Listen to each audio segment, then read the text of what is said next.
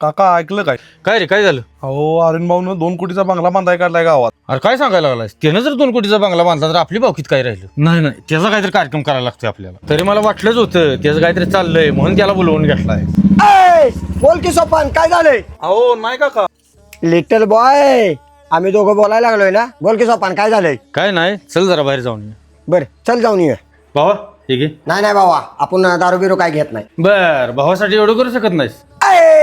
तुझ्यासाठी जीव देतो, पण असलं काय नाही बाबा. राहून सोड, हीच आपली दोस्ती होती काय? बर ठीक आहे, पण एकच घोट. बरं ठीक आहे, एकच गोट. एकच घोट घ्यायला लागलोय बरं का तुझ्यासाठी भावा. घे बस बाबा. अनेक गोट. बर एक लास्ट. अजून एक पॅग आण. अरे बाबा भास्कर की किती दारू पिशील, आधी उधार दे पहिली. नंतर ना देतोय म्हणलं की नाही तुला.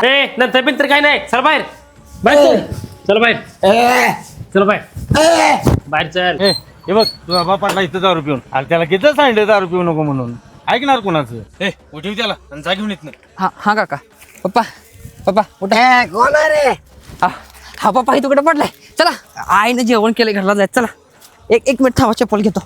बरं चला काका, येतो आम्ही. हा मी नाही येणार. अहो पप्पा, चला घरला जायचं. चला. बघितलंस का, जर कोणाला बरबाद करायचं असेल एक तर त्याला बाईचा नाद लावायचा, नाही बाटलीचा नाद लावायचा. बाकी तो बरबाद ऑटोमॅटिक होतोय.